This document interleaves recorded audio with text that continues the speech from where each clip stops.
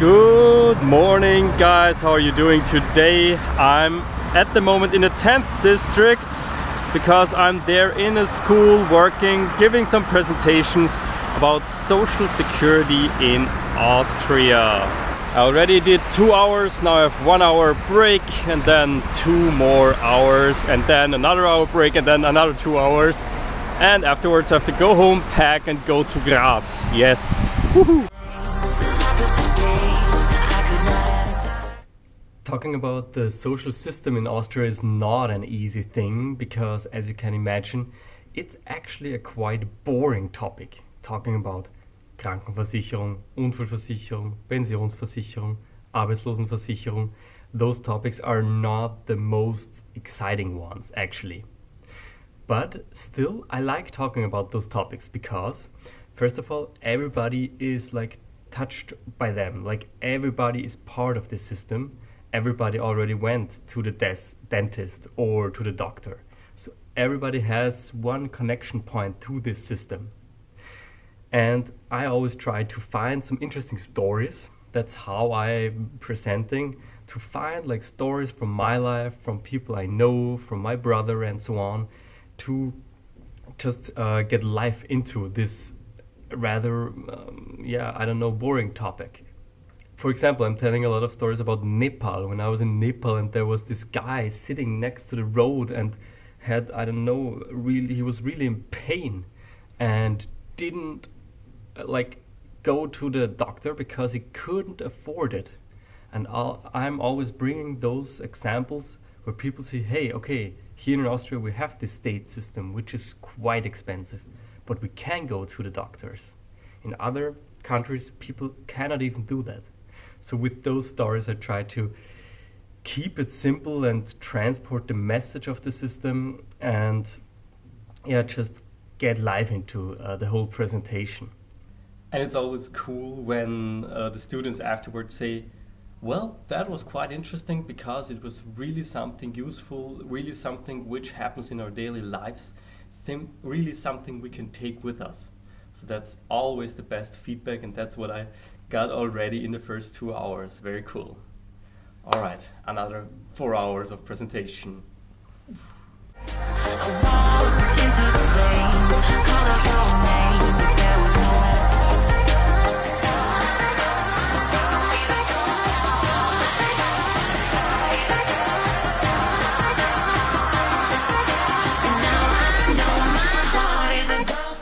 Okay guys, I'm in the car on the way to Graz. Finally, it's 20 minutes until 8 o'clock.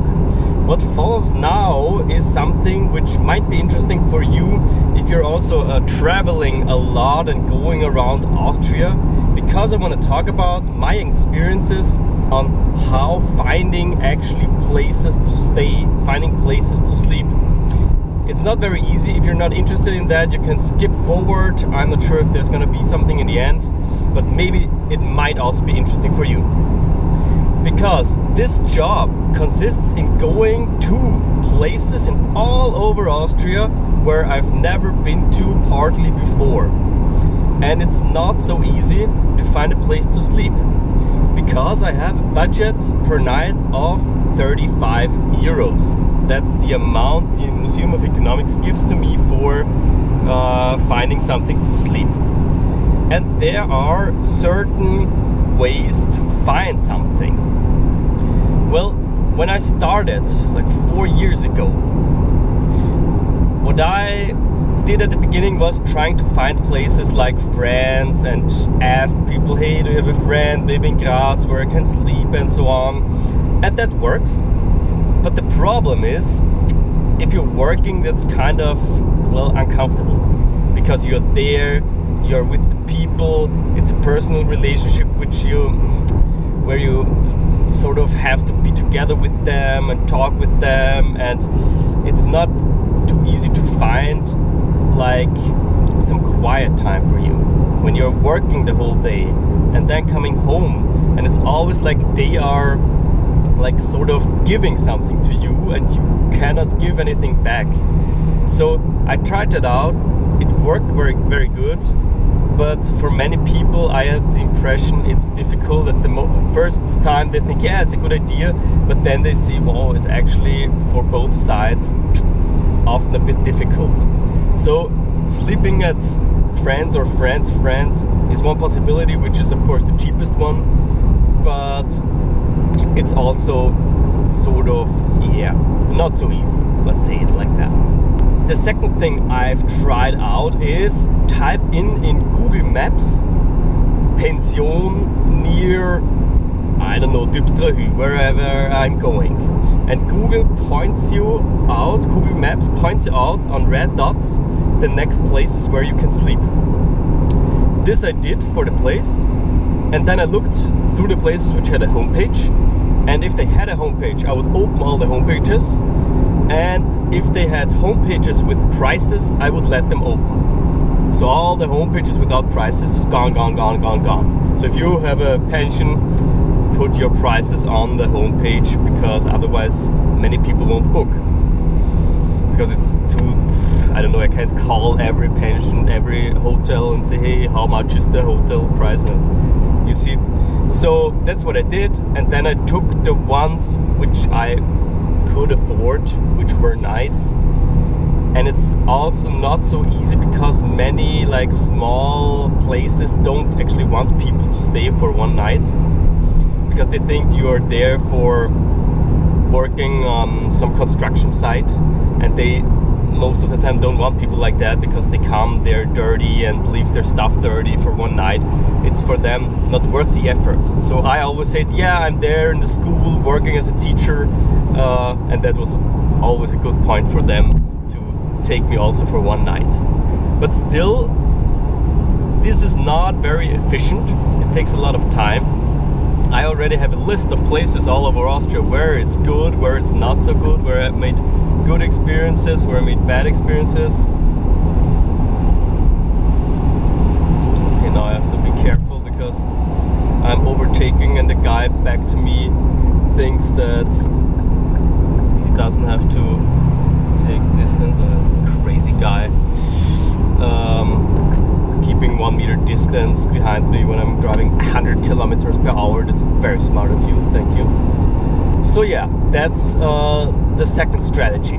Then Booking.com came out, which is, as a consumer, very cool, because you just type in the place, and the hotels which are in there, they have to give their best price.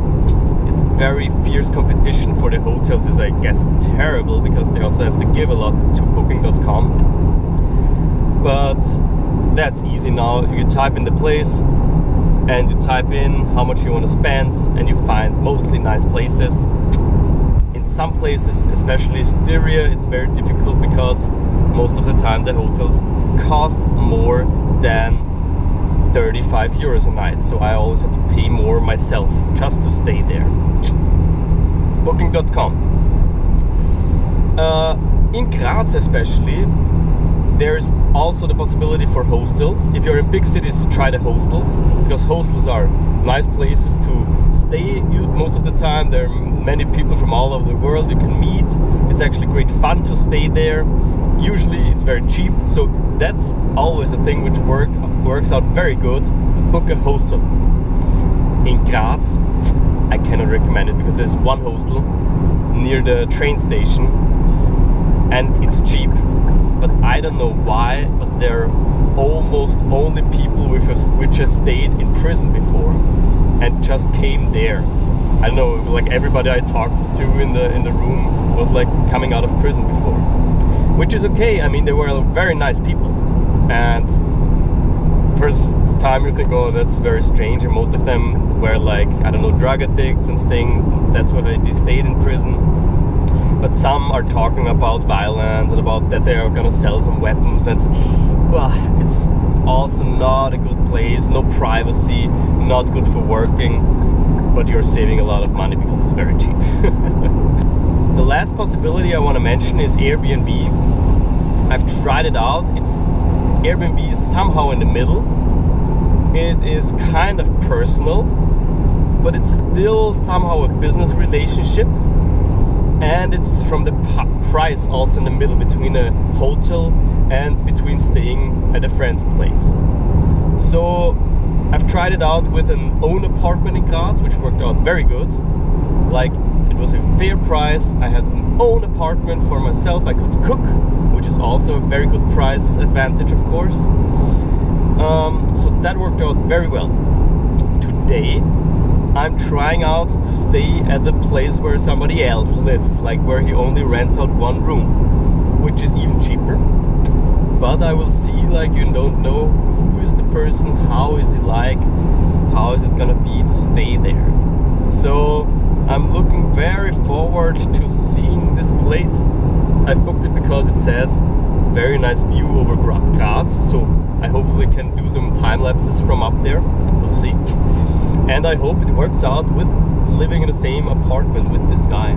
I'm not too much of a fan of Airbnb myself, because many people are like misusing it. They don't have the proper like licenses from the city to do this, and they do some price dumping. There are critical parts about Airbnb, but yeah, on the other hand, as a consumer, I want to try it out. I want to try out the experience, and I'm a big fan how Christoph is doing it with the Hug in Vienna, where he really like welcomes the people, where it's really a co-space where you live together, work together. That's how it's supposed to be, and not just price dumping. So yeah, I hope that was sort of interesting for you to get this information on how to find places when you're going all over Austria. If you want and if you need it, I can give you all the places I've stayed. Wherever you go, I almost everywhere have places and have experience now. Let's take a look at the Airbnb place.